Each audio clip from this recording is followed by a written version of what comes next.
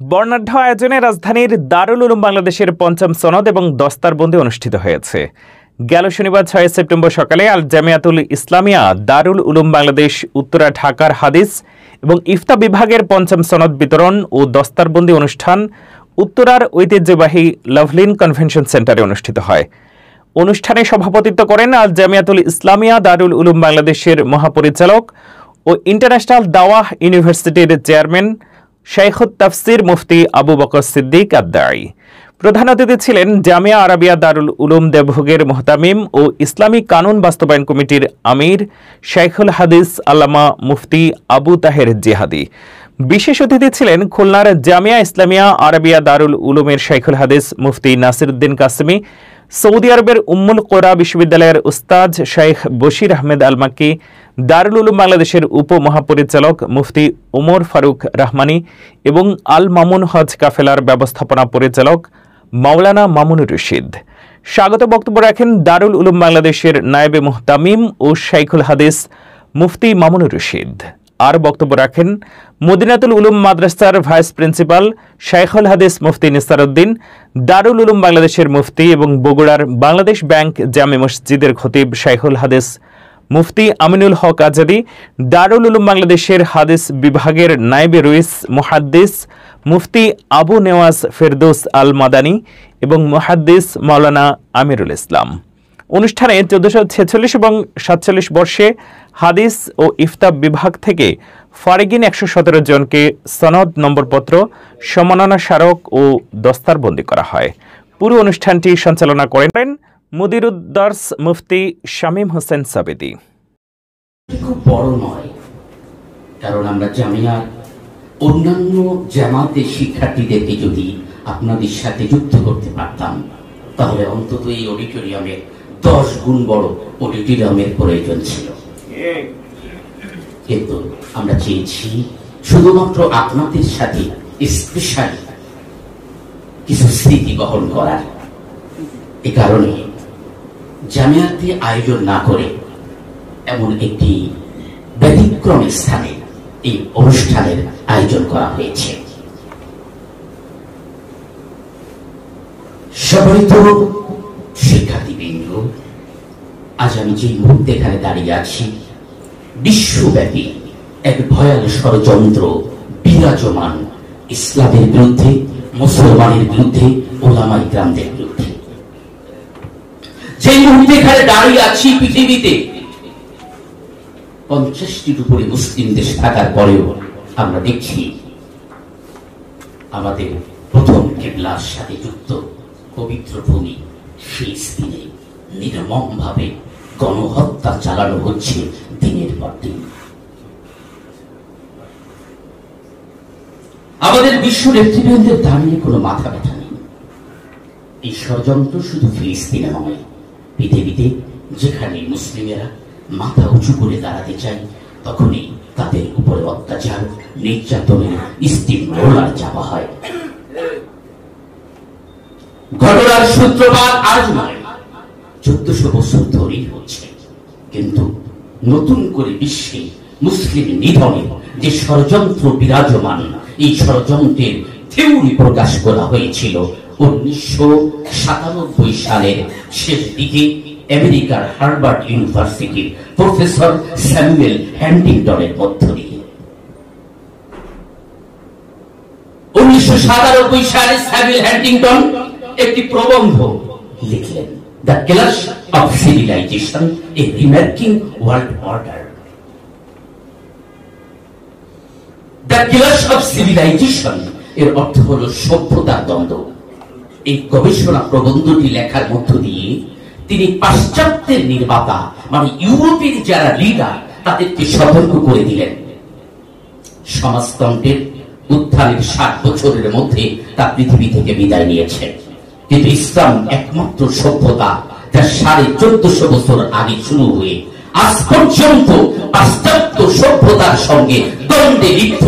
সুতরাং ইসলাম যেন কোনোভাবেই সফল হতে না পারে, মুসলমানেরা যেন কোনোভাবেই বিশ্ব নেতৃত্বের অংশীদার না হতে পারে, এজন্য আগাম প্রস্তুতি নেওয়া দরকার। তার এই থিওরিকে সর্বপ্রথম আমলে নিয়েছিল মিস্টার বুশ। 2001 সালে টুইন টাওয়ারে হামলা হল। আমেরিকা অদ্য অবধি প্রমাণ করতে পারেনি টুইন টাওয়ারে হামলার সাথে আফগানিস্তান জড়িত ছিল কিংবা ওসামা বিন লাদেন জড়িত ছিলেন, কিন্তু মিথ্যা অভিযোগে আফগানের হাজার হাজার মানুষকে তারা হত্যা করল। ভয়ঙ্কর মারণাস্ত্র আছে এই অভিযোগে ইরাকের হাজার হাজার মানুষকে হত্যা করলো, লিবিয়ার হাজার মানুষকে হত্যা করলো। অদ্য অবধি ফিলিস্তিনি নির্যাতন চলছে।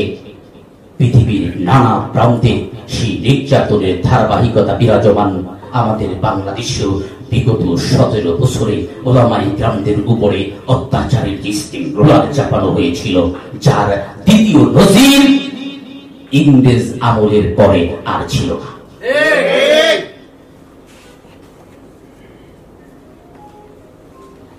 সময় এই বিজয়ের মধ্য দিয়ে, এই বিপ্লবের মধ্য দিয়ে যদি আমরা ভেবে থাকি ওলামায়ে কেরাম মুখ খুলে কথা বলতে পারত না, পথঘাটে চলতে পারত না, নানা বিষয়ে মিছিল মিটিং প্রতিবাদে সরব থাকতে হতো, এই বোধহয় আমরা সেই অবস্থা থেকে নিষ্কৃতি পেয়েছি।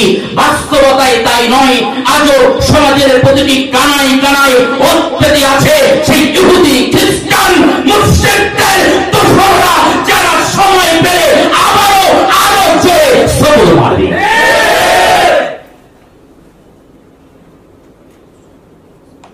আবুল হাসান আলী নদভী রাহমাহুল্লাহ তিনি এক সময় রোহিঙ্গাদের মাঝে দ্বীনের দাওয়াত প্রদান করার জন্য গিয়েছিলেন। তাদেরকে তিনি বলেছিলেন যে আপনারা যদি দাওয়াতের ময়দানে যথার্থ ভূমিকা না রাখেন, এক সময় আপনাদের চতুর্দিকে থাকা এই রাখাইন বৌদ্ধরা আপনাদের উপরেই চেপে বসবে। সময়ের ব্যবধানে সেই রোহিঙ্গাদের উপরে নির্মম নির্যাতনের বাস্তব সাক্ষী আজকের বাংলাদেশ। পবিত্র কুরআনুল কারীমের সূরা তাওবা 39 নম্বর আয়াতটি স্মরণ করিয়ে দিতে চাই। আল্লাহ তাআলা বলেছেন, ইল্লা তানফিরু ইউআযিবুকুম আযাবান আলীমা ওয়া ইস্তাবদিল কওমান গায়রাকুম ওয়া লা তাদুরুহু শাইয়্যা।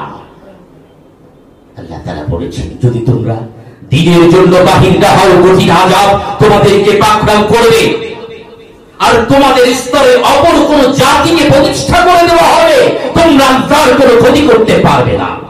এর মানে হলো বাংলাদেশে ইসলামপন্থীরা যদি দ্বীনের এই ময়দানে হক কথার নির্দেশ, অসৎ কাজে বাধা দাঁড়িয়ে এই তৎপরতা অব্যাহত না রাখে, দ্বীনের এই ময়দানে ওলামায়ে কেরাম ঐক্যবদ্ধ হয়ে বাতিলের বিরুদ্ধে যদি সম্মুখ ভূমিকা রাখতে না পারে, তাহলে ফিলিস্তিনের উপরে যেভাবে ইসরায়েলকে চেপে দেওয়া হয়েছে, কাশ্মীরের উপরে যেভাবে ভারতকে চাপিয়ে দেওয়া হয়েছে, ইরাকের উপরে যেভাবে আমেরিকাকে চাপিয়ে দেওয়া হয়েছে, বাংলাদেশের উপরেও ভারত বা আমেরিকাকে চাপিয়ে দিতে একটুও দেরি হবে না।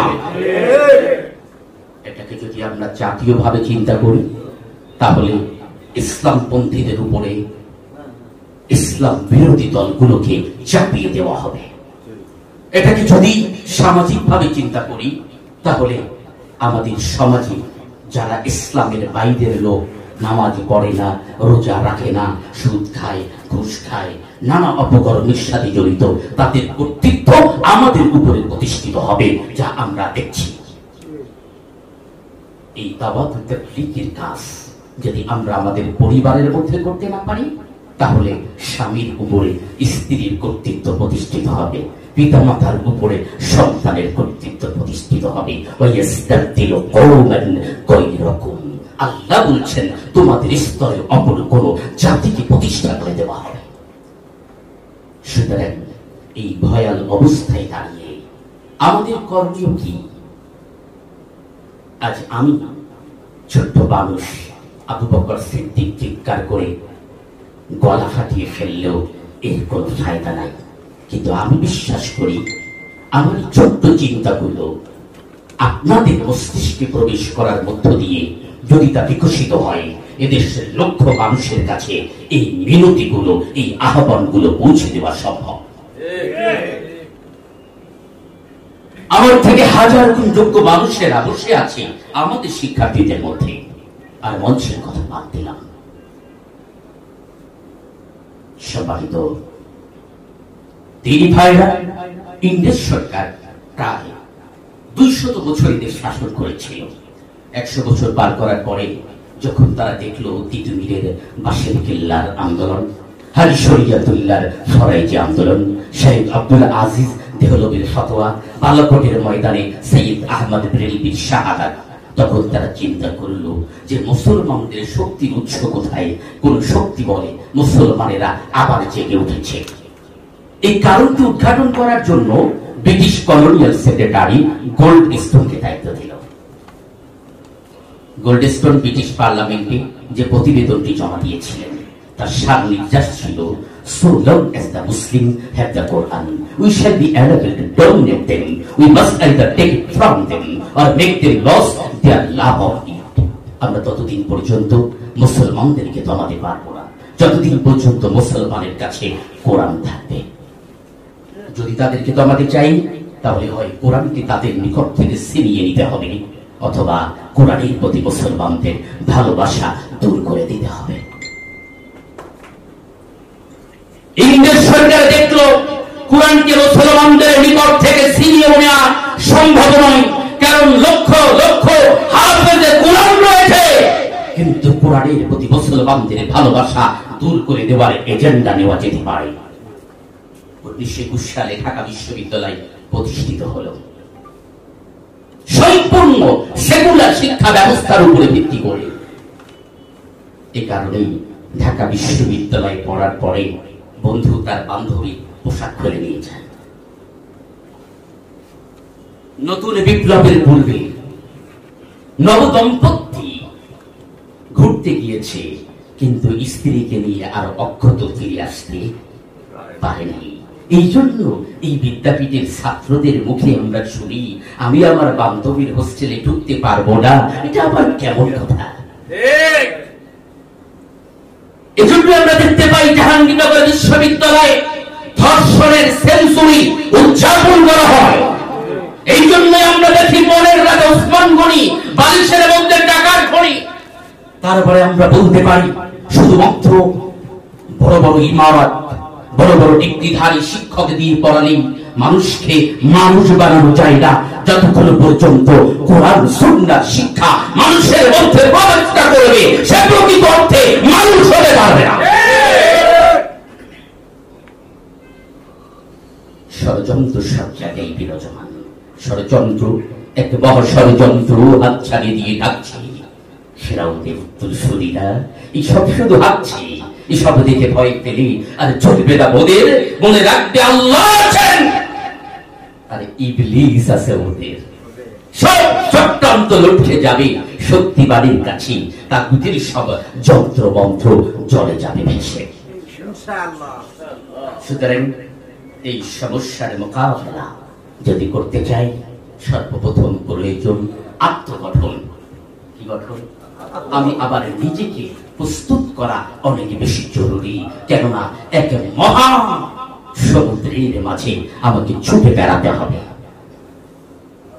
এ কারণে আমরা বারংবার বলেছি, আমরা আত্মগঠন এবং মানোন্নয়নের মাধ্যমে আগাতে চাই, কারণ সমালোচনা করে আগাতে চাই না। বুখারী মুসলিমের সে হাদিস আপনাদের মনে থাকার কথা, হযরত নুমান ইবনে বাশীর রাদিয়াল্লাহু তাআলা আনহু থেকে বর্ণিত। নবী সাল্লাল্লাহু আলাইহি ওয়াসাল্লাম বলেছেন, ইন্না ফিল জাসাদি মুদগাতান ইজা সালুহাত সালুহাল জাসাদু কুল্লুহু ওয়া ইজা ফাসাদাত ফাসাদাল জাসাদু কুল্লুহু আলা ওয়াহিয়াল কলব।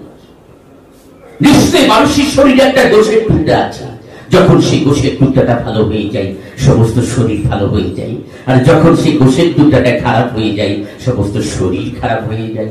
ওই বস্তুর নাম হচ্ছে কাল, অন্তর পরিচয়। আমরা আমাদের অন্তরকে পরিশুদ্ধ করার মধ্য দিয়ে আগাতে চাই, তাকওয়ার নীতিতে বলিয়ান হতে চাই ইনশাআল্লাহ। যা আলী রাদিয়াল্লাহু তাআলা বলেছেন,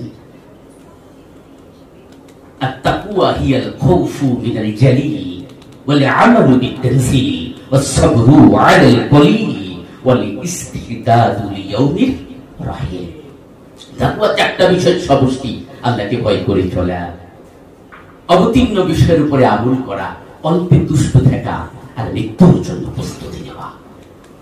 যত বর্ষ বেঁচে আছি তত বর্ষ মরে গেছি, মরে গেছি প্রতি পলে পলে, জীবন্ত মরণ মোরা বরণের ঘরে থাকি, জানিরা মরণ কারে বলে।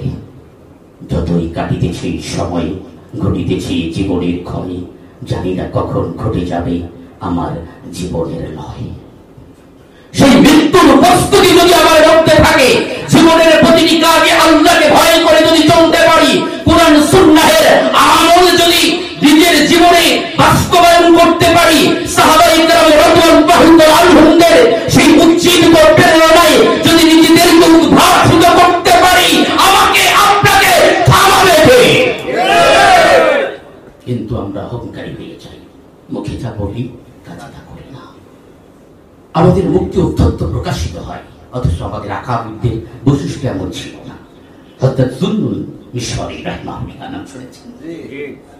লোকেরা তার কাছে গেল, হযরত দীর্ঘদিন ধরে বৃষ্টিপাত বন্ধ, আপনি যদি আল্লাহ তাআলার কাছে একটু দোয়া করতেন, আল্লাহ হয়তো বৃষ্টি অবতীর্ণ করতেন। তিনি বললেন, যাও তোমরা, দেখে কি করা যায়। সবাই যখন চলে গেল, লোক চক্ষু অন্তরালে আল্লাহ তাআলার কাছে ফরিয়াদ করে বললেন, আল্লাহ, মানুষ আমার কাছে এসেছে তোমার কাছে দোয়া করার জন্য, কিন্তু আমি তো দেখছি আল্লাহ এই এলাকায় আমার থেকে পাপিষ্ঠ একদম নেই। আল্লাহ, আমি নিশ্চিত বুঝে ফেলেছি আসলে আমার পাপের কারণে তুমি তোমার রহমতের বৃষ্টি বন্ধ করে দিয়েছ। আল্লাহ, আমি তোমার কাছে তওবা করছি।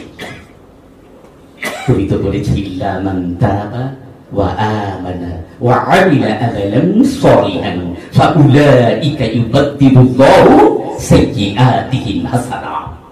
আল্লাহ, তুমি যদি আমাকে মাফ করে থাকো, তাহলে তোমার রহমতের বৃষ্টি বর্ষণ করো।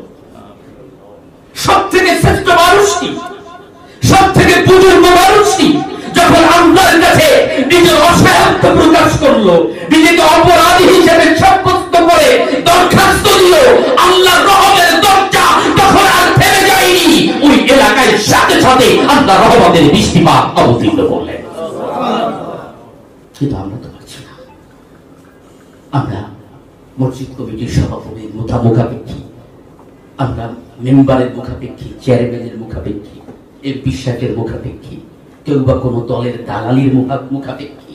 আমি সে যদি একটু সুনজরে তাকাই, আমার তো জিন্দেগি সম্রাট শাহজাহানের দরবারে একজন ভিক্ষু ভিক্ষা করে। সম্রাট শাহজাহান দিল্লির সম্রাট ছিলেন, মানে এই উপমহাদেশের মূল কেন্দ্রবিন্দু যে জায়গায়, সেই জায়গার সম্রাট ছিলেন, তাজমহলের নির্মাতা শাহজাহান। একজন ভিক্ষুকে বলল যে, তোমাকে তো দেখছি ভিক্ষাই করো, কেউ দেয় 1 পয়সা, কেউ দেয় 2 পয়সা, কেউ দেয় 5 পয়সা, এইভাবে ভিক্ষা সারা জীবন তুমি করেই যাওয়া, কিন্তু তোমার জীবনের কোনো পরিবর্তন হবে না। বাদশাকে চোখে দেখো না, সম্রাটকে দেখো না, সম্রাটের কাছে যাও, এত দেওয়া দিবে যে তোমার সারা জীবন চলে যাবে। ভিক্ষুক চিন্তা করলো, ভালো কথা, দেখি সম্রাটকে কিভাবে পাওয়া যায়। কোথায় পাওয়া যাবে? সম্রাট মসজিদে নামাজ আদায় করতে আসে। ভিক্ষুক চিন্তা করলো, তাহলে মসজিদের দরজায় দাঁড়িয়ে থাকবো এবং সেই সময় সম্রাটের কাছে হাত পাতবো। ভিক্ষুক দাঁড়িয়ে আছে, মসজিদ থেকে সবাই বের হয়ে যায়, কিন্তু সম্রাট শাহজাহান বের হন না। এক পর্যায়ে ভিক্ষুক দেখলো, কি ব্যাপার, সম্রাট করে কি? মসজিদের মধ্যে ঢুকি দেখার চেষ্টা করছে যে সম্রাট কি করছেন। দেখি সম্রাট আল্লাহ তাআলার দরবারে হাত তুলে জোরে জোরে চিৎকার করে হাউ মাউ করে কান্নাকাটি করছে। ভিক্ষুক এই দৃশ্য দেখে মসজিদ থেকে বের হয়ে চলে যাচ্ছে। এই মধ্যে মোনাজাত শেষ করে সম্রাট শাহজাহান মোনাজাত শেষ করে মসজিদের দরজায় তাকিয়ে দেখেন, দূরে একজন ভিক্ষুক দাঁড়িয়ে, দেখেন যে দূরে একজন ভিক্ষুক যায়। ডাক দিলেন পিছন দিক থেকে, দাঁড়াও, আমার কাছে এসেছিলে না, আমার কাছে এসেছিলে না? ভিক্ষুক বলে, হ্যাঁ। ফিরে যাচ্ছ কেন দেখার করে? ভিক্ষুক বলল, সম্রাট, আমি এসেছিলাম আপনার কাছে মানুষের পরামর্শের আলোকে আমার এই জিন্দেগির একটু পরিবর্তন আনতে, ভিক্ষুকের জীবন থেকে মুক্তি পেতে, কিন্তু আমি এসে দেখলাম আমার চেয়েও তো বড় ভিক্ষুক আপনি। আমি মসজিদের মধ্যে ঢুকে দেখলাম আপনি আল্লাহর দরবারে ফরিয়াদ করছেন। আমি উপলব্ধি করলাম দিল্লির সম্রাট যে সম্রাটের কাছে যায় ওই সম্রাটের কাছে যাওয়ার জন্য কোনো মাধ্যম লাগে না। এখন থেকে সম্রাট যার কাছে যে সম্রাট হয়েছে আমি তার কাছেই যাইব। ইচ্ছা আমার জায়গাটি স্থির করব। দুনিয়ার সবচেয়ে বড় ধনী সেই মানুষটাকে যিনি বানিয়েছেন তিনি আমাকে আপনাকেও বানিয়েছেন। সম্পর্ক তার সাথে করি। আল্লাহ এত বেশি দিতে পারেন, এত বেশি দিতে পারেন যা আমাদের কল্পনার মধ্যেও সবাই তো তিনি ভাইরাস একান্ত প্রিয় শিক্ষার্থীবৃন্দ। সুতরাং সর্বশেষ কথাটি হলো আমরা আপনাদেরকে একটি বৃহত্তর সিলেবাসের সাথে পরিচয় করিয়ে দিয়েছি। 15টির মতো কিতাব আমরা ইফতা বিভাগে আপনাদের পড়িয়েছি, কিন্তু আপনাদের দায়িত্ব এখানে শেষ নয়। সনদ পাবেন, নামের সাথে মুফতি লিখে ফেসবুকে পোস্ট দিয়ে বেড়াবেন। এই জন্য দারুল উলুম বাংলাদেশ আপনাদেরকে সনদ দিচ্ছে না, বরং আমরা আপনাদের ঘাড়ে একটি বোঝা উঠিয়ে দিচ্ছি। আপনাদের দায়িত্ব সেই বোঝা বহনের যোগ্যতা যদি এখনো না হয়ে থাকে তাহলে উস্তাদদের সহবাদী থেকে নিজেকে আরো সমৃদ্ধ করা, এই সামনে যে মহাসমুদ্র সেই সমুদ্র পাড়ি দেওয়ার জন্য নিজেকে আরো বেশি প্রস্তুত করা পারবে। দারুল উলুম কি সে আশা আপনাদের কাছে করতে পারে? আমরা প্রত্যাশা রাখি আগামী দিনের নতুন বাংলাদেশ বিনির্মাণ, যে ইসলামী খেলাফা প্রতিষ্ঠার স্বপ্ন আমরা দেখে থাকি, সেই খেলাফা প্রতিষ্ঠার জন্য অনবদ্য ভূমিকা দারুল উলুমের সন্তানরা রাখবে। আল্লাহ তাআলা ওয়াদা করেছেন সূরা নূর আয়াত নম্বর 55, ওয়াদাল্লাহু আল্লাযীনা আমানু মিনকুম ওয়া আমিলুস সলিহাত লা ইস্তাখলিফান্নাহুম ফিল আরদ। আল্লাহ ওয়াদা করেছেন তোমাদের মধ্যে যারা ঈমানদার এবং আমলে সলে করে আল্লাহ অবশ্যই তাদেরকে দুনিয়ার খেলাফত দান করবেন। ওয়াদা করেছেন কি? আরো জোরে বলুন কি? যে আল্লাহ তাআলা আমাদের সাথে ওয়াদা করেছেন, ঈমান আর আমলের শর্ত আরোপ করেছেন। আসল ঈমানের বলে নিজেকে বলিয়ান করে আগানোর চেষ্টা করি, আমলের জিন্দেগিতে আরো বেশি মজবুত হওয়ার চেষ্টা করি, তাহলেই আল্লাহর দেওয়া প্রতিশ্রুতি আমাদের জন্য বাস্তবায়িত হবে। ওয়ালা তাহিনু ওয়ালা তাহজানু ওয়া আনতুমুল আ'লাউনা ইন কুনতুম মুমিনিন। চিন্তিত নয়, নেই কোনো ভয়, ভবে আসবেই বিজয় যদি ঈমানের বলে মুমিনের দলে সদা বলিয়ান হয়। সুতরাং ভয়কে জয় করে এগিয়ে যেতে হবে সম্মুখ সমরে, ভয়কে জয় করে এগিয়ে যেতে হবে নতুন স্বপ্ন বাস্তবায়নে, ভয়কে জয় করে এই জাতির কাণ্ডারির ভূমিকা রাখতে হবে অধঃপতিত নিপতিত সমাজকে, সমাজ ব্যবস্থাকে, মানব রচিত মতবাদের অন্ধকারে আচ্ছন্ন সমাজকে নতুন করে দিনের আলোকে সাজাতে হবে।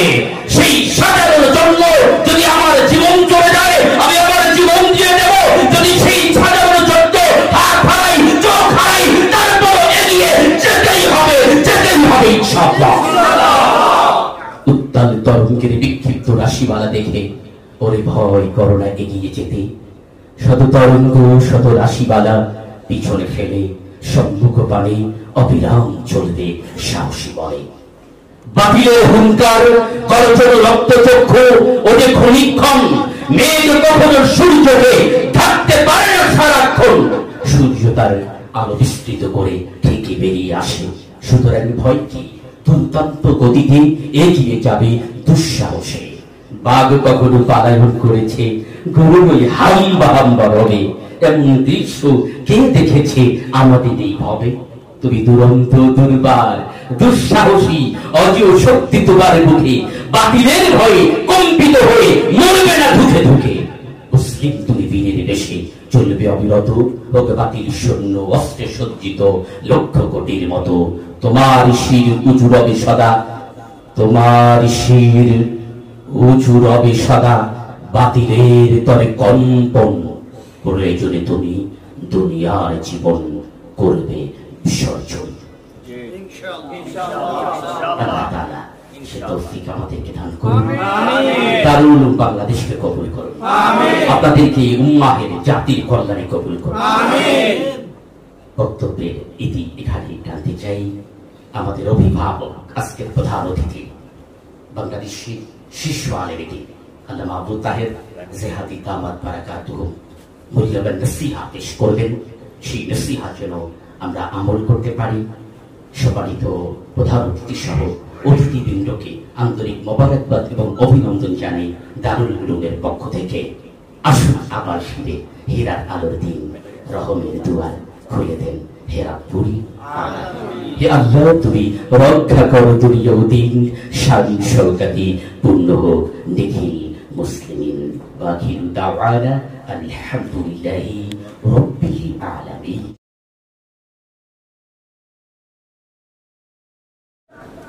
এক টাকার ছেলেরই দাম কেমন হয়।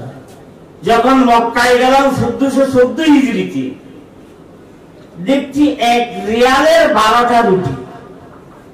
বিশ্বাস এসে গেল যে 1 টাকার ছেলেরই দাম সম্ভব।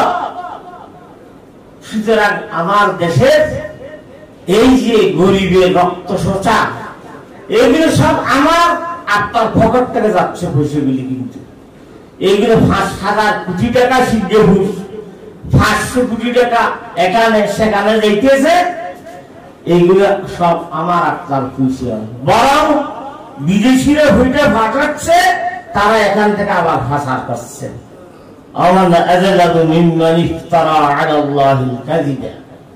সুতরাং এখানে তো আসছে সম্পৃক্ত করার জন্য। আমি শুধু জাতিকে এইটাই বলবো যে আপনাকে ভৌগোলিক তারা না থাকতে হবে।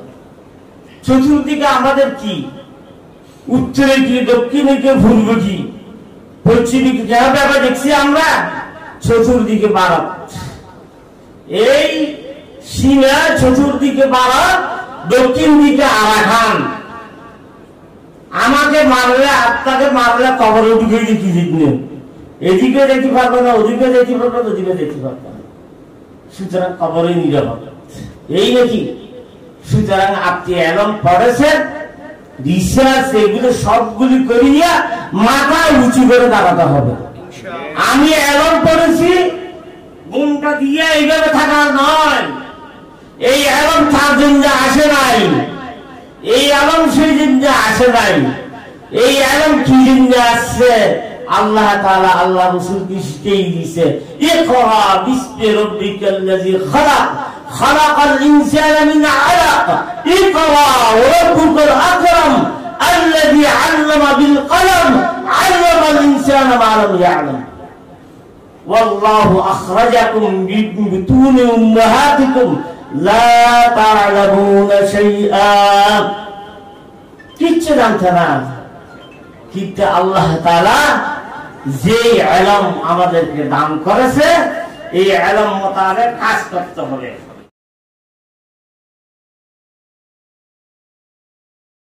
আসসালামু আলাইকুম ওয়া রাহমাতুল্লাহি ওয়া বারাকাতুহু। وعليكم السلام ورحمة الله وبركاته.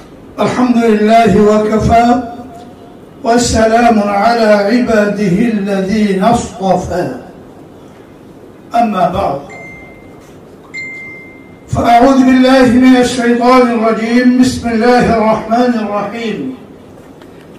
فلولا نفر من كل فرقة منهم طائفة ليتفقهوا في الدين ولينذروا قومهم إذا رجعوا لعلهم يحذرون. وقال تعالى: وليس للإنسان إلا ما سعى. وقال النبي صلى الله عليه وسلم: من يرد الله به خيرا يفقهه في الدين.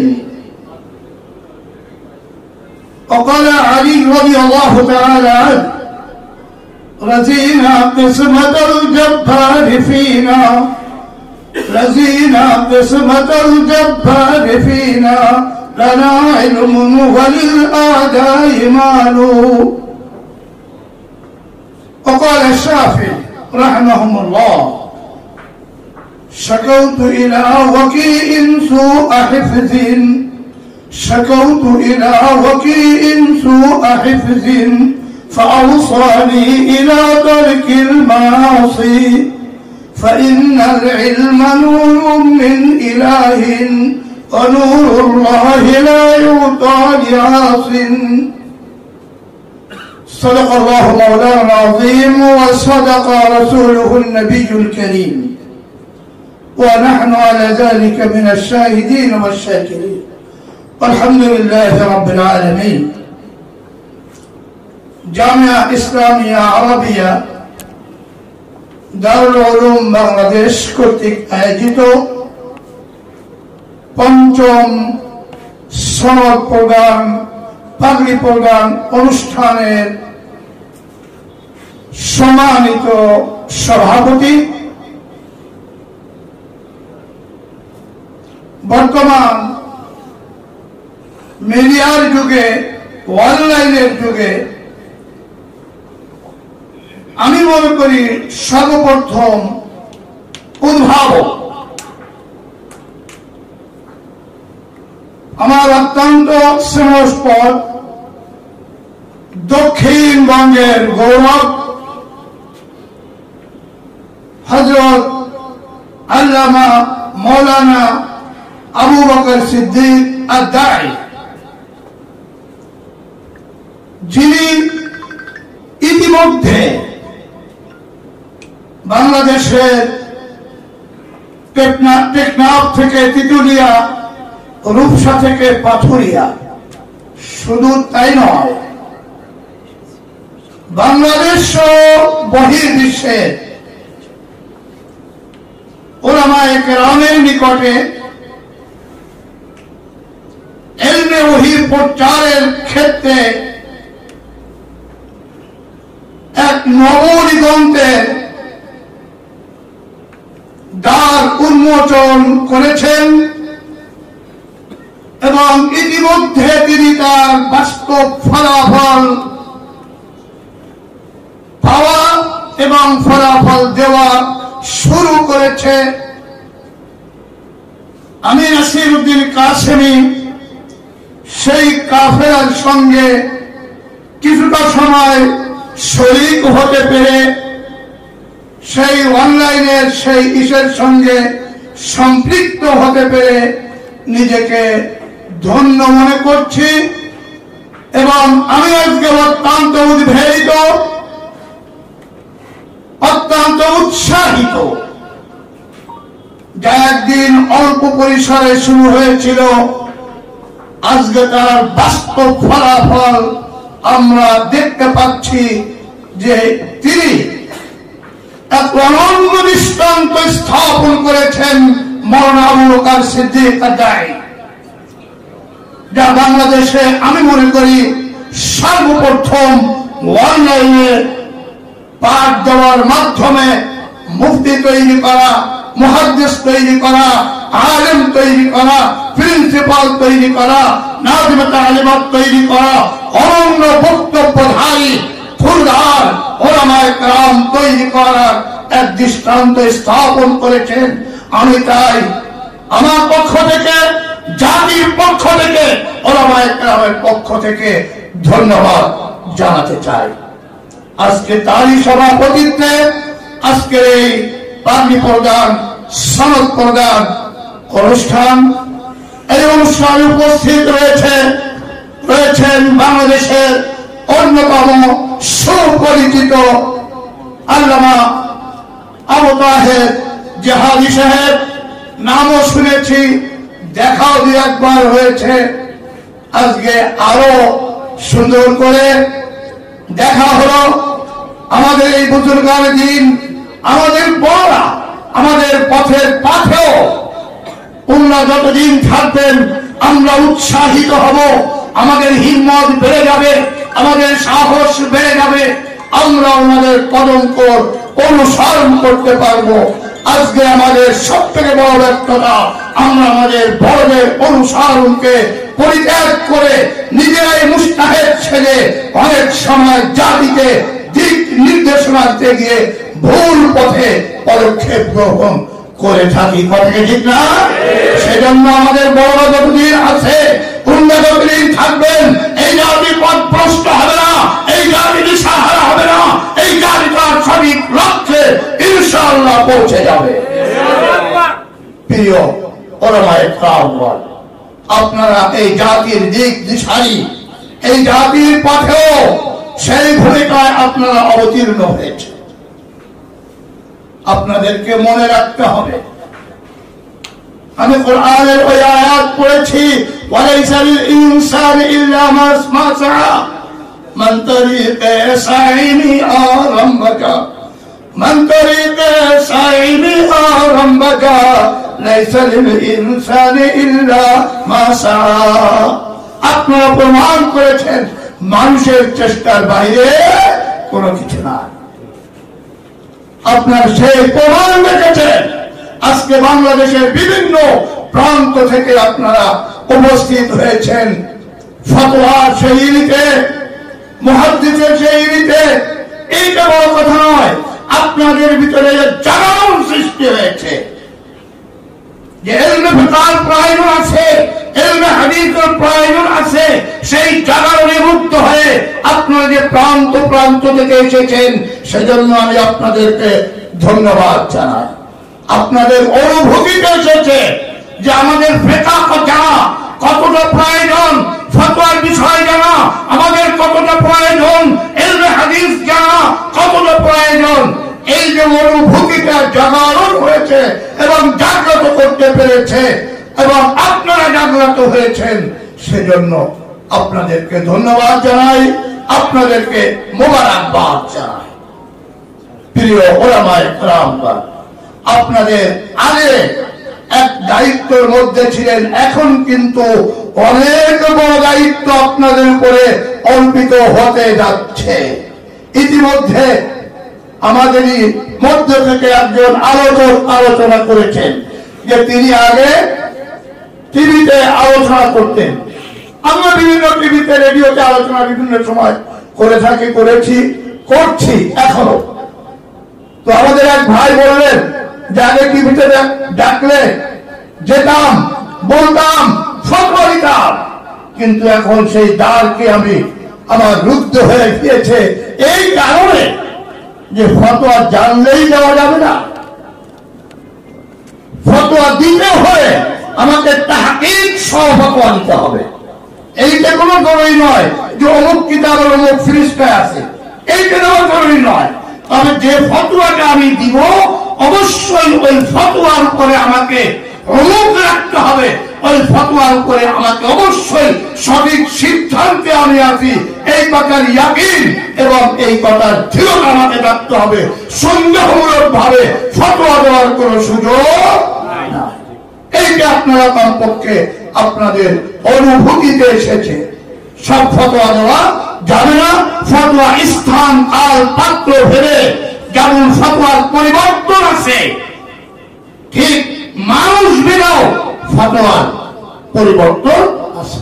সুতরাং একজন মুফতিকে ফতোয়া দিতে হলে কি কি জ্ঞানের প্রয়োজন, এটা আপনারা অবশ্যই কিছুটা হলেও অনুভব করেছেন। আর এই পদ্ধতিতে আপনাদের শিক্ষা গ্রহণ, আমি মনে করি সব থেকে বড় দ্বার উন্মোচিত হয়েছে, আপনাদের মধ্যে জাগরণ হয়েছে। এইতে যে আমি এটা মাত্র একটা পদ্ধতি অবলম্বন করলাম, এটা আপনাকে রেলগাড়ি লাইনের উপরে উঠাই দিল, এখন চলার দায়িত্ব আপনার। অর্থাৎ আপনাকে কিভাবে ফতোয়া দিতে হবে এই শিক্ষাটা দেওয়া হয়েছে। এর পরবর্তী দায়িত্ব কিতাব দেখা, মোতালা করা, গবেষণা করা, এই দায়িত্ব আপনার উপরে, আমার উপরে, ওলামায়ে কেরামের উপরে। কমপক্ষে এই অনুভূতিটা আপনাদের হয়েছে এবং এই অনুভূতি জাগ্রত করা, এই দায়িত্বটা নিয়েছে এই ঐতিহ্যবাহী জামিয়া ইসলামিয়া দারুল উলুম বাংলাদেশ এবং তার মুদিরুল জামিয়া মওলানা আবু বকর সিদ্দিক আদ-দাঈ এবং ওনার সঙ্গী কয়েকজন মর্দে মুজাহিদ। সুতরাং আমরা যে শিক্ষা প্রতিষ্ঠান থেকে এই যোগ্যতা অর্জন করলাম, সেই শিক্ষা প্রতিষ্ঠানের দিকে দায়িত্ব, সেই শিক্ষা প্রতিষ্ঠানের প্রতি আমার দায়িত্ব, সেই শিক্ষা প্রতিষ্ঠানের প্রতি আমার গুরুত্ব। হযরত আলী রাদিয়াল্লাহু তাআলা আনহু কি বলেছেন যে আমি যার কাছ থেকে একটা অক্ষর বিদ্যা শিখেছি, আমি তার গোলাম, সে চাইলে আমাকে গোলাম হিসেবে রাখতে পারে, সে চাইলে আমাকে আজাদ করতে পারে, সে চাইলে আমাকে যে কোনো কাজে ব্যবহার করতে পারে। সুতরাং আমরা যে প্রতিষ্ঠান থেকে এই গুরুদায়িত্বপূর্ণ এই অর্জন করলাম, সেই শিক্ষা প্রতিষ্ঠানের প্রতি আমার কর্তব্য হলো তার প্রসার করা, তার প্রচার করা, তার আর্থিক সমস্যা হলে সেই থেকে সমাধানের দিকে দৃষ্টি নিবদ্ধ করা, অনুরূপভাবে তার সার্বিক সহযোগিতা করা আমার মানবিক নৈতিক দায়িত্ব। কি কথা ঠিক নয়?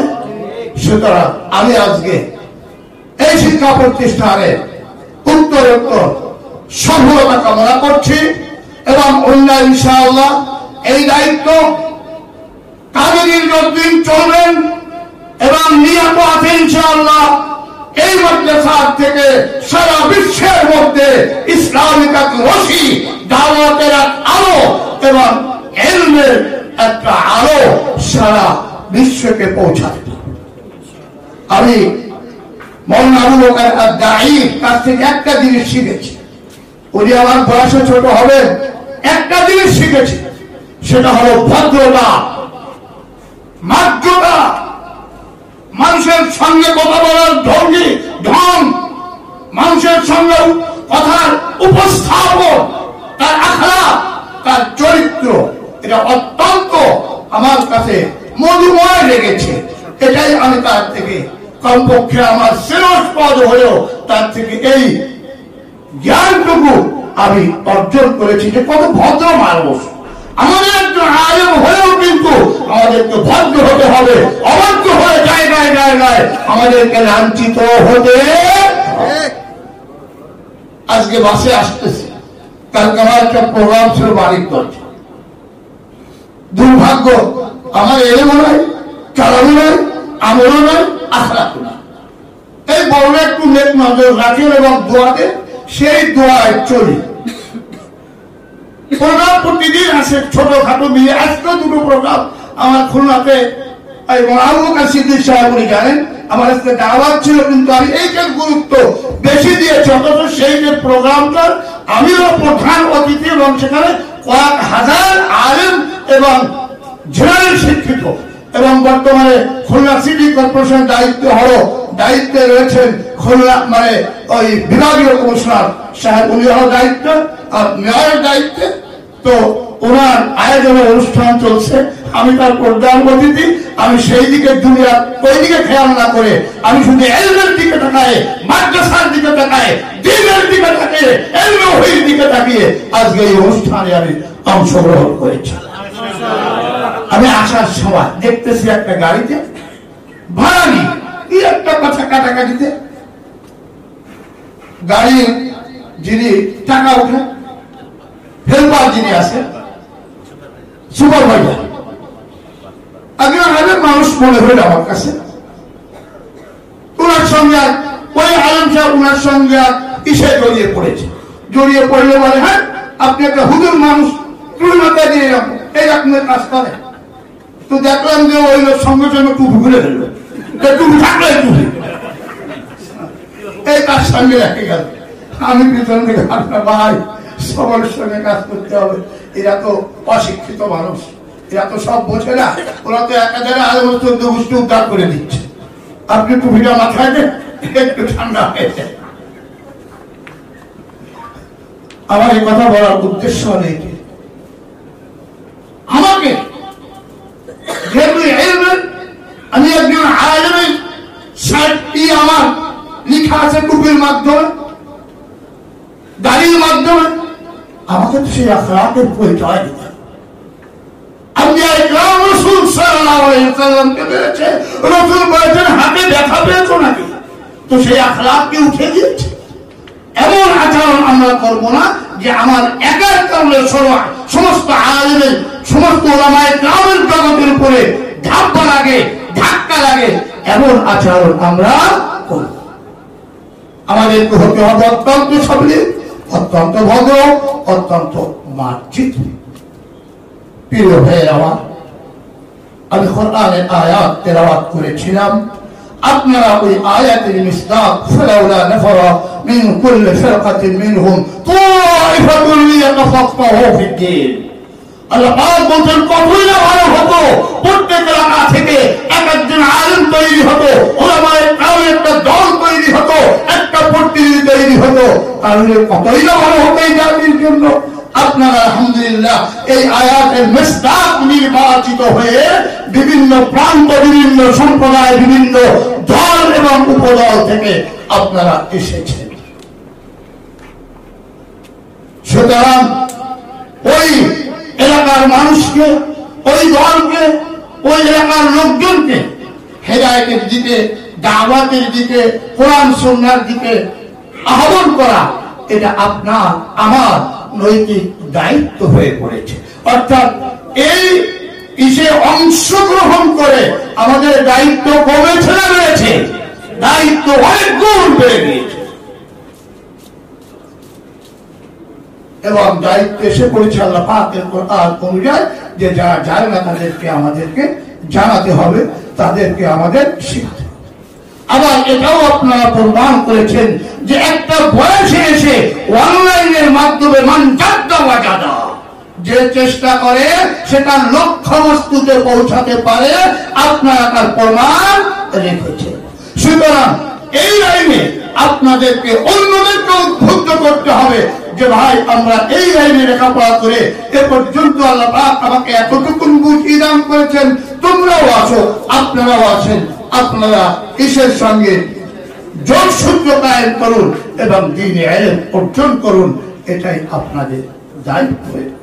কথা আমি শেষ করছি ওই কথাই যে দেখুন আল্লাহ রাব্বুল আলামিন, আমি বিভিন্ন জায়গায় এই কথাই বলে থাকি, আল্লাহ পাক আম্বিয়ায়ে কেরামদেরকে নির্বাচন করেছেন ডাইরেক্টলি নসের মাধ্যমে, এবং আল্লাহ পাক উলামায়ে কেরাম নির্বাচন করেছেন ইনডাইরেক্টলি নসের মাধ্যমে। অর্থাৎ সেখানেও পরোক্ষ নস রয়েছে। আল উলামা ওয়ারাসাতুল আম্বিয়া, আম্বিয়াদের নির্বাচন সরাসরি, উলামায়ে কেরামের নির্বাচন পরোক্ষের মাধ্যমে। সুতরাং আমি আপনি যে আলেম হয়েছি এবং সেই তকমা আমার গায়ে লেগেছে, এটা আমার জন্য অনেক ব্যাপার হয়ে দাঁড়িয়েছে। নবীর যে দায়িত্ব, সেই আম্বিয়ায়ে কেরামের যে দায়িত্ব, সেই দায়িত্ব আমার উপরে এসে পড়েছে। ওনাদের দায়িত্ব সারা ব্যাপক দুনিয়া দিয়ে ছিল। আলহামদুলিল্লাহ, আলহামদুলিল্লাহ ওয়াকাফা وسلام على عباده الذين اصطفى أما بعد فأعوذ بالله من الشيطان الرجيم بسم الله الرحمن الرحيم يرفع الله الذين آمنوا منكم والذين أوتوا العلم درجات وقال تعالى إنما يخشى الله من عباده العلماء. وعن معاذ الجهني رضي الله تعالى عنه قال قال رسول الله صلى الله عليه وسلم من قرأ القرآن وعمل بما فيه ألبس والده تاجا يوم القيامة ضوءه أحسن من ضوء الشمس في الدنيا لو كانت في الدنيا أو كما قال عليه الصلاة والسلام. সবাই দরুদ শরীফ পড়ি। আল্লাহুম্মা সাল্লি আলা মুহাম্মাদ ওয়া আলা আলি মুহাম্মাদ কামা সাল্লাইতা আলা ইব্রাহিম ওয়া আলা আলি ইব্রাহিম ইন্নাকা হামিদুম মাজিদ। اللهم بارك على محمد وعلى آل محمد كما باركت على إبراهيم وعلى آل إبراهيم إنك حميد مجيد। সর্বপ্রথমে আমি মহান আল্লাহ রাব্বুল আলামিনের দরবারে অন্তরের অন্তঃস্থল থেকে কালিমাতুর শুকরিয়া আদায় করতেছি। আজকের এই বিরল ব্যতিক্রম ধর্মী, আজকের এই মনোরম পরিবেশে, সুন্দরী আয়োজনে দাস্তারবন্দি এবং সম্মাননা ক্রেস্ট প্রধানী অনুষ্ঠানে উলামায়ে কেরামের মিলন মেলায় আল্লাহ পাক আমাকে হাজির হয়ে আপনাদের সামনে দোয়া নেওয়ার সুযোগ করে দিয়েছেন। এই জন্য মহান আল্লাহ পাকের শুকরিয়া আদায় করছি অন্তর থেকে, আলহামদুলিল্লাহ। দরুদ শরীফ এবং সালাম মানব সভ্যতার অগ্রগতিতে যার অবদান সর্বাপেক্ষা বেশি, যিনি বিভ্রান্ত মানবতাকে সঠিক পথের সন্ধান দিয়েছেন, যার অক্লান্ত পরিশ্রম, কোরবানি, সাধনা, ত্যাগ ও তিতিক্ষার ফলে আমরা পবিত্র ইসলাম পেয়েছি, সে মহাপুরুষ আল্লাহর হাবিব আকা নামদার তাজদার মদিনা, আমাদের হৃদয় স্পন্দন কলেজের টুকরা প্রিয় নবী নবী মুহাম্মদুর রাসূলুল্লাহ সাল্লাল্লাহু আলাইহি ওয়াসাল্লামের শানে দরুদ শরীফ এবং সালাম ধন্যবাদ এবং মোবারকবাদ জানাচ্ছি মাননীয় সভাপতি আল জামিয়াতুল ইসলামিয়া দারুল উলুম বাংলাদেশের সম্মানিত পরিচালক, মহাপরিচালক, যিনি আমাকে আজকের আয়োজনে সুযোগ করে দিলেন আপনাদের সামনে পরিচিত এবং কিছু মত বিনিময় বা আলোচনা শোনা। এই জন্য আজকের সভাপতি, প্রতিষ্ঠানের সকল সম্মানিত শিক্ষক মন্ডলী, আসাতিজা কেরাম এবং অতিথি বৃন্দ সকলকে আমি আন্তরিক মোবারকবাদ জানাচ্ছি।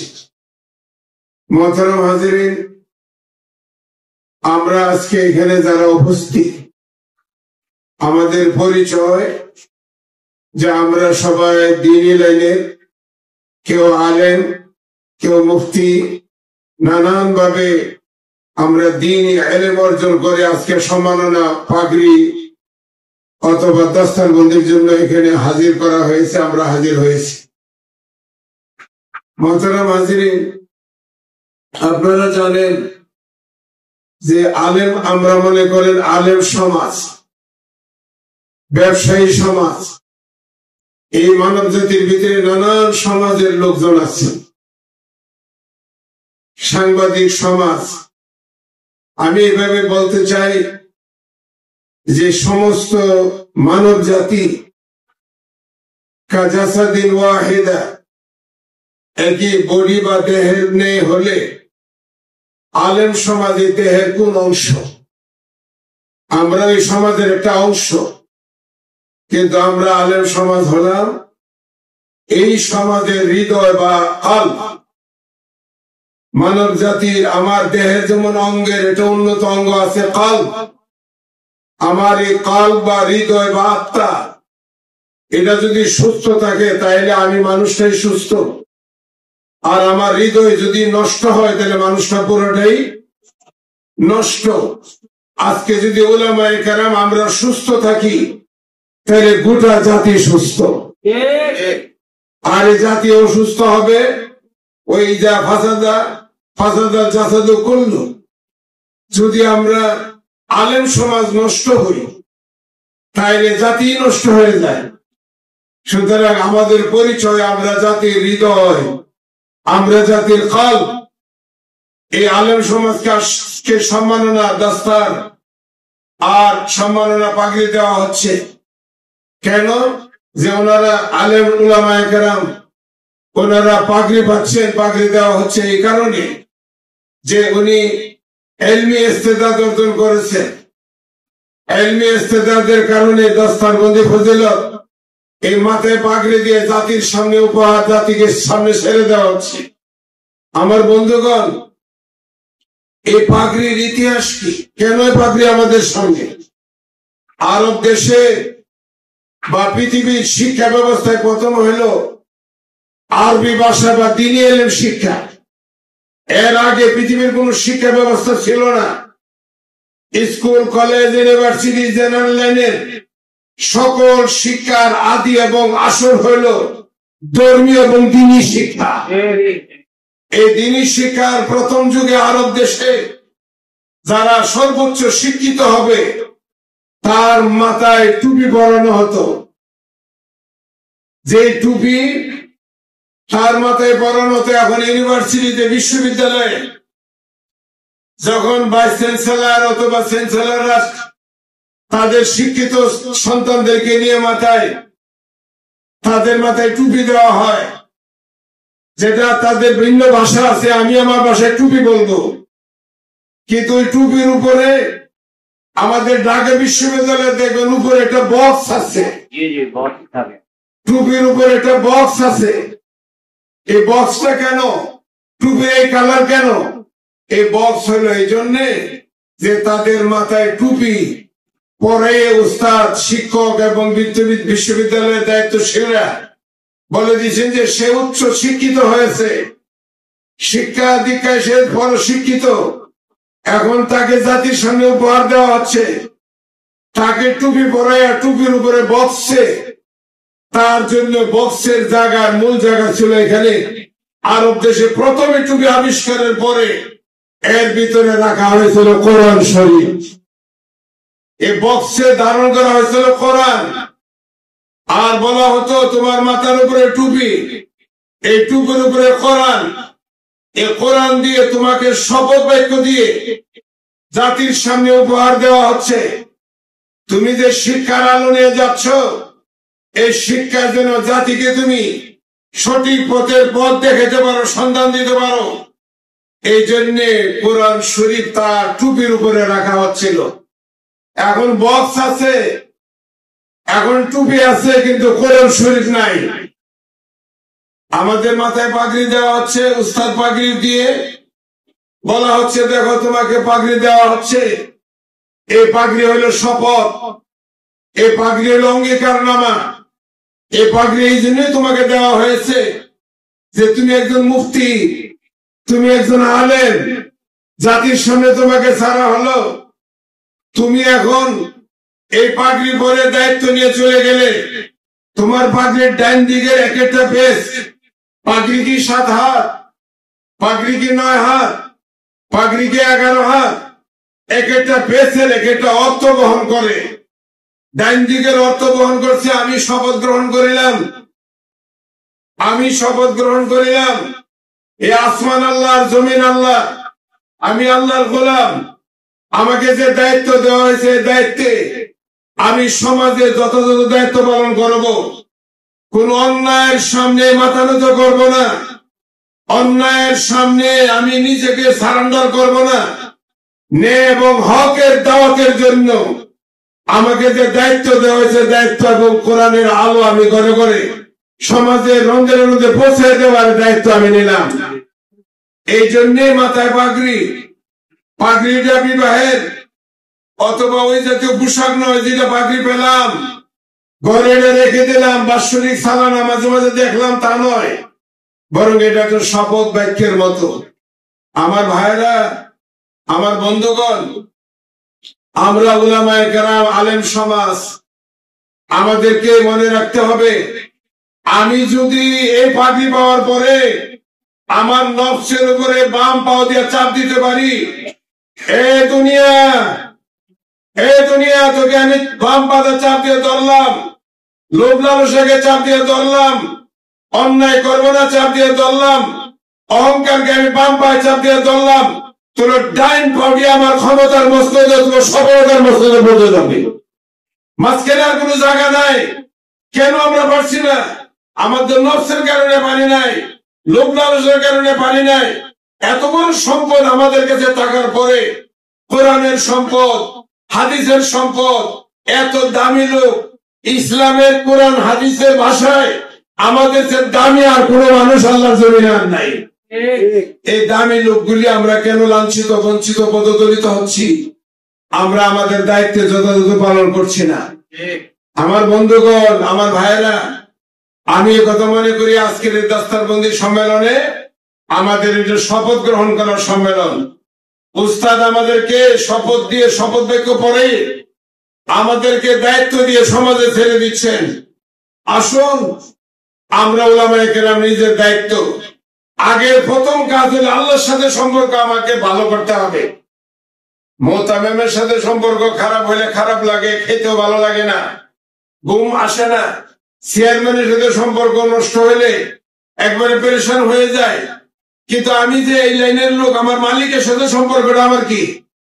আলেম উলামায়ে কেরামকে আল্লাহর সাথে সম্পর্কের 4টা দফা মানুষ খেয়াল রাখতে হবে। 1 নম্বরে আত-তাকওয়া বাইনাহু ওয়া বাইনাল্লাহ, সর্বাবস্থা আল্লাহকে বই করে আগাবো। 2 নম্বরে তাওয়াজু বাইনা ওয়া বাইনান নাস, তাওয়াজু বিনয়ী নম্রতার সাথে জাতির সামনে পেশ হব।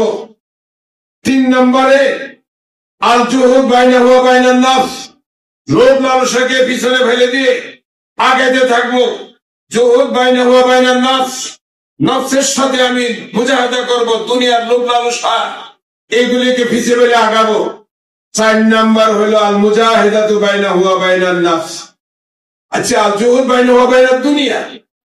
3 নম্বর আল জুহুদ বাইনা ওয়া বাইনাদ দুনিয়া, দুনিয়া থেকে আমি লোভ লালসাতে ফিরে যাব।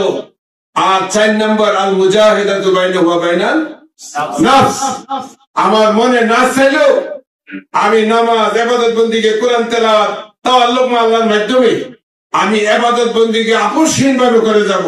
আমার ছাত্র শিক্ষক সবার কাছে মডেল থাকবো। এই 4টা আমল যদি আমরা করি তাইলে আমার সাথে আমার মালিকের সম্পর্ক গভীর সম্পর্ক হয়ে যাবে। কি বললাম? 1 নম্বরে আত-তাকওয়া বাইনাহু ওয়া বাইনাল্লাহ, 2 নম্বরে আত-তাওয়াজু বাইনাহু ওয়া বাইনান নাস, আর 3 নম্বর হলো আল জুহুদ বাইনাহু ওয়া বাইনাদ দুনিয়া, দুনিয়ার লোভ থেকে নিজেদের বাঁচাই নেব। আর 4 নম্বর হলো আল মুজাহিদাতু বাইনাহু ওয়া বাইনান নাস। এই কাজগুলি করে আজকের শপথ অনুষ্ঠানে, দাস্তারবন্দি অনুষ্ঠানে আমরা যারা হাজির হয়েছি সকলকে আমি আহ্বান করব, আসুন আমরা আমাদের দায়িত্ব বুঝে নিয়ে সমাজে আমরা কাজ করি।